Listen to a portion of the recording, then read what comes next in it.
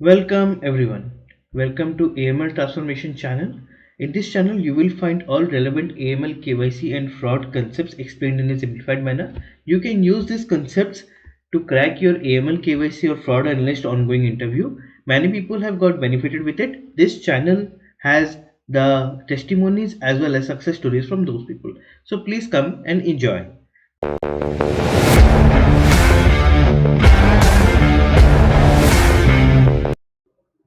So today we will see training for fraud analyst international banking part 2. In this we will cover first of all fraud complaint made by the customer. How a fraud complaint is made by the customer. Knowing this is very important because the details the complainant enter, the complaint, the account details, the timeline are very important for a fraud analyst to resolve a complaint, because whenever you see a complaint, you just by reading the complaint you cannot solve it. You need to know what are the different accounts involved in it, because in most of the complainant doesn't provide those things, but we have to ask customer, or while filling up the form these details need to be entered. What is the timeline? The details matter. Therefore we should know how the complainant can make a complaint. So by knowing that, we can understand what are the details we might be getting while checking a complaint. Second is, what are the parameters of a fraud complaint?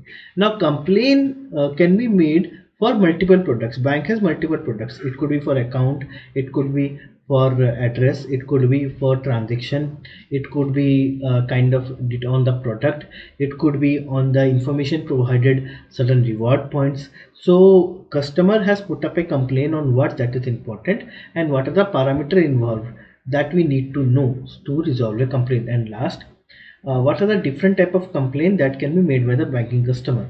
This is also important because bank has multiple products, both asset and liability products. It has loans as well, it has wire transfer payment as well, it has cards as well, account as well, deposits as well. So what kind of complaint the customer is making, whether we will be able to take it or not, that is also important, because as a fraud analyst you don't take all the fraud complaints. You take only the fraud complaints in the domain in which you are working. Suppose you are working for account takeover issues, you will handle only account takeover fraud cases. Suppose you are handling only loan fraud cases, you will take loan fraud cases only. Suppose you are working in card domain, you will take only card related cases only. So this thing is also important for us to know to work as a fraud analyst and resolve the complaint. So going one by one, so how a fraud complaint is made by the customer. So in USA, United States of America, we have CFPB, Consumer Financial Protection Bureau. So this is a kind of a consumer grievance cell which is in US, where all the banking and non-banking complaints related to finance can be made.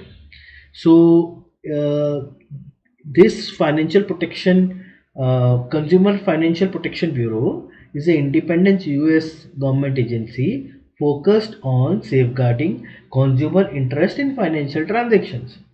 So the jurisdiction under CFPB is banks, credit union, security firms, payday lenders, mortgage servicing operations, foreclosure relief services, debt collectors and other financial companies operating in United States, mostly finance related. So here certain terms such as payday lenders, like they are kind of short term loan givers actually, and foreclosure relief services. Suppose your house is on loan and if you don't pay the foreclosure amount, it will be auctioned. So there are certain people who work as a foreclosure relief services. They also are kind of lenders only. Okay, so if you have any complaint regarding this, you can go to CFPB. So any fraud has happened with you related to a bank account, it could be financial, non-financial, any transaction or any changes which has been done to your account without your consent is termed as a fraud by a customer. So any of these complaints you can go to CFPB. Now CFPB is under FRB, Federal Reserve System or Federal Reserve Bureau. Like FRB is like RBI of India. Like here in India we have customer grievance cell, so it reports to RBI and tells them that what kind of complaint we are receiving and how we are resolving it. Similarly in US, Consumer Bureau of Consumer Financial Protection operates under Federal Reserve System. So let's understand the flow, that how a complaint is made by the customer. So this is the flow actually. So first of all, customer files a fraud complaint in the website of CFPB. Now all the complaints will be made online. They cannot make a physical complaint. So first of all, they will update their complaint by giving all the details in CFPB website. This CFPB website will take the complaint and will go to the concerned bank or financial institution. This concerned bank or financial institution will assign this complaint to the specific fraud analyst they have hired, means you, and you will send a reply to the customer regarding the resolution of the complaint. Now here, if customer complaint is genuine and if as per the bank guidelines he need to be issued a refund, you will issue a refund. And if customer complaint is genuine but we cannot issue a refund depending upon bank guidelines, in that case as well we will inform the customer. We will send a well drafted email and letter, as well as we will communicate the customer via phone. Now here this is the flow.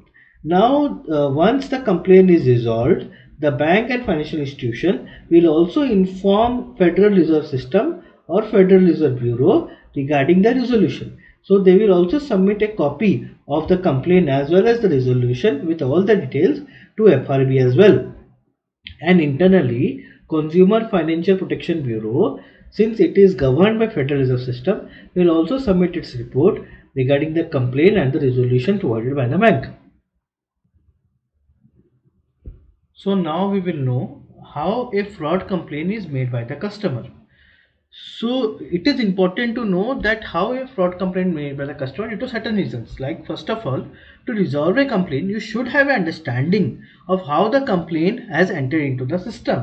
Second, what type of details customer has entered in the complaint, which you will get to resolve the complaint, because the details are very important, because only by reading a complaint you won't be able to resolve it, because actually the person who has made a complaint is the actual complainant, or somebody on his behalf is trying to put up a complaint, or any third person who could be a fraudster is trying to put up a complaint. That what identifying is very important, and to identify that, details are required. Then what resolution you should provide to the customer, because during a fraud complaint is made by the customer, the complainant explicitly mention what resolutions they want, because only by reading a complaint what resolution you need to give, it is not a certain, because sometimes customer is not happy with multiple things. So at the end of the whole complaint we need to know that what the customer wants. Now he wants a refund, he wants to have an apology from the bank, he wants that account details to be modified to the previous changes, or they want a new card, new details, what they want. So knowing the resolution is very important. And last, who has made the complaint, the actual consumer or customer or the third party. As I told, since but to know the banking system, to know the process, to exploit the loophole, sometimes fraudster or illegal persons also made a complaint in behalf of customer,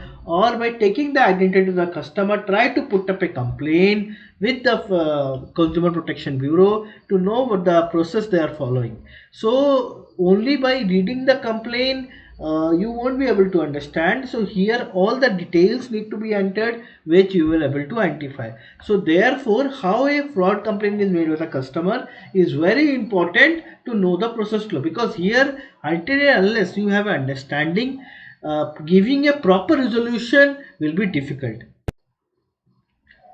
Okay, to have an understanding that how a fraud complaint has entered the system, the screenshots and everything, we will get up in the next video. So thank you for watching this video. Keep glued to my channel to see the next video.